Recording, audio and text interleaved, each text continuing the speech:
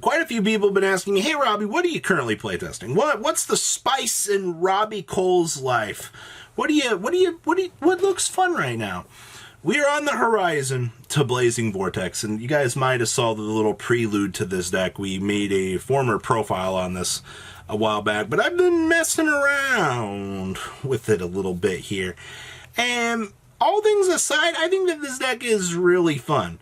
Is it going to be the best, and I mean the best, variant of combination of cards? No, I don't think so.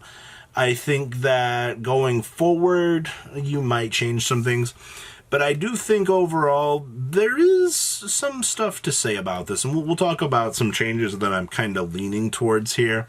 Possibility of exploring some other options. So first up, make sure you guys are subscribed so you don't miss out on more sweet content by me. We're on our way to 90K. I wanted to say 100 there, but we're making some progress here. So, Eldlich is like my secondary stun child. I pet it. I'm like, hey, I love you, man. Like, never change. So, to kind of say, hey, you know, like, this deck's pretty good. Yeah, it is. So, coming out in Blazing Vortex here, we have Mr. El Rey Conquista Eldlich. So, one Eldlich monster plus one level 5 or higher zombie monster. Level 5? Level 5. Check. Alright, cannot be destroyed by battle or card effects. We contribute one zombie monster and target one face-up monster the opponent controls. Yoink it! We take control of it. And it cannot attack or activate its effects until the end of this turn. But, on the next turn, trust me, that savage will be able to do whatever I want it to. I command it. Just gotta let the brainwashing, wash away for a little bit. So, we get access to a 3800, which is pretty frickin' sweet. And I'm not gonna lie about that. I'm super excited about that. Now, that being said, though, we do have some things in the main deck here I kind of want to work on between this and whatnot. So we have, but of course, triple copies of Alistair the Invoker. So the one thing I wanted to go with this deck was I wanted the Eldlich engine to be the secondary one-card engine. Alistair's the secondary one-card engine. The Golden Boy is going to be the main focus of this deck because the engine's busted, but we'll also be able to make Alistair, and then we can climb up and do some other cool things. So basically, Al Mirage with the Secure Gardener makes either Macabre or, Purgatory. It depends on what you want to do, but this card does do a lot. Alright, whew. Now, we are playing triple copies of Ash Blossom and Joyous Spring. I do think that this card is an absolute powerhouse at times. One major thing I was leaning toward was wanting to play the Gammas in the deck. I'm still a little bit on the fence about the Gamma. I will say, yeah, we do have the Ghost Bells and the one Skullmeister. For other options, you can very easily sub these out and play triple Gamma, and then play the one copy of the Driver, because you can drop the Old Elixir if you really want to. We'll talk more about that in a second, though. But I am kind of exploring the option of wanting to play the Gamma right now. The Ghost Bell's been alright. I don't have any issues. I mean, having Ash Blossom, Imperm, and Gamma in the deck kind of would round out some of the issues. But the big thing is, I'd have to basically reveal zombie plays then to try to bait out any sort of offense from the opponent. And because we do have the Alistair in here, we do kind of lose a little bit of value in Gamma, but it can go either way. Now, we are also playing triple copies of the Golden Lord itself, and I am very much leaning towards wanting to play two of this. I think 3 Golden Lord might be a little bit too much. It really just, I guess it comes down to preference. Do you think you're going to need triple Golden Lord? The biggest thing is we can actually hard make the El Rey through the poly. That is through the invocation. We can actually do that. So actually playing the triple makes sense. Like, if you kind of start to stray away from wanting to play El Rey in the deck at all, then you just kind of start messing with ratios at this. But right now, at this point in time, I do think that 3 is probably where I'm going to stick with. As I said, you do have your branching point for this. And we also have the bricks of the Red Eyes and the Dark Dragoon. I have found that the Dragoon package is just enormous in this deck. Being able to just get to a Verte off of 2 monsters for no reason whatsoever is beautiful. Alright, like, hey, you're having a bad time over there? Snapmaster comes out and you just start taking away your opponent's life points. This card's really good. Alright.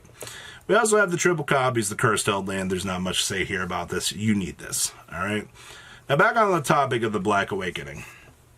I wanted an additional name and an additional search option was the original reason why I had this in the deck. I do think that you could probably cut this, like I said, to play the driver with the gammas. It is all down to player preference at that point in time. Alright, so right now, this is what we're testing. Alright, now we have 2 copies of Invocation. Did you know that you can actually make El Rey Conquista with this? In a world where you open up double copies of Golden Lord or something like that, you can make it, alright? Like, it's not good, but you can do it, alright? You do have the option there. We have triple copies of Magical Meltdown, additional copies of Alistair to search, so you can set up the Macabre. 800 IQ wizardry here, alright? We also have the 2 copies of Desires. Once you've got full combo running, you're just netting additional resource value with this. You want this to get to your hand traps. I think that this card is, it stinks sometimes, but I think that this card is pretty good. We have 1 copy of the Red Ice Fusion, and we have the 1 copy of the 7 Realms.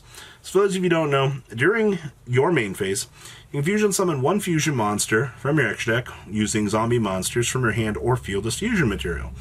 Huh. Zombie monsters. Huh. Dragon Nether Soul and my boy El Rey Conquista. I get access to both of these because of this. Alright. If a zombie monster is special summoned by a card effect, except during damage step, you can target a set card in the spell and trap card zone. It cannot be activated this turn.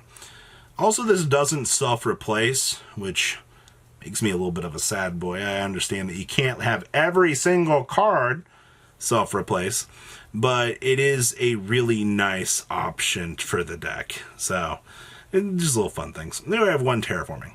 Traps, we have triple Conch, triple copies of Sanguine, triple Aguero, and triple copies of Infinite Permanence. I did give some consideration to the golden little dog.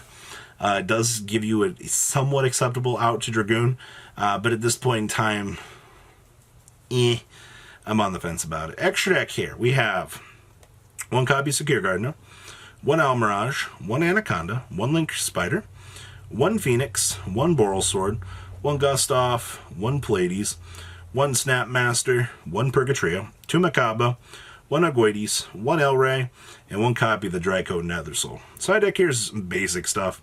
We have Effect Veiler, 1 Ghost Bell, 2 Skullmeister, 1 Called By, 2 Cosmic, triple Lightning Storm, and 2 Torrential Tribute, wrapping up a nice little deck. I am giving some consideration to the new Pot of Disparity in this deck. The extra deck, I mean, you care about some of your options, but if you were to lose an option or 2 along the way, it doesn't really feel that bad. Alright, and plus we're already playing Eldlich, so I mean, yeah, we do have our 1-card engine, but like, I could throw out a Boral Sword, you know, a Pleiades, you know, an Agoides in certain matchups. You know, I toss out the Nether Soul. Getting a filter for 3 isn't bad. Alright, yeah, I mean, you can argue with the Pot of Desires and stuff, you get the draw too, but at the end of the day, it comes down to what resources you want in the deck. So, consideration to the Gamma, consideration to Pot of Disparity as additional options for the card pool. But for the most part, this is what I'm messing around with, and I do think that this deck is a lot of frickin' fun. Alright, so guys, make sure you guys are subscribed so you don't miss out on any cool content that we make on this channel. And if you guys have any comments down below, please leave them. I'd like to hear what you guys think. And I will see your beautiful faces later on in the day for some more content. Peace out, guys. Thank you, patrons, for making the ride never truly end. Without you guys' support, well, I would probably be doing Truffle Shuffle videos for a living. Guys, please check out VanCole40 for all of your Cardfight Vanguard content brought to you by MCole40. And if you are looking to pick up singles, check out mcolegames.com for your trading card game needs. Thanks for watching, everybody.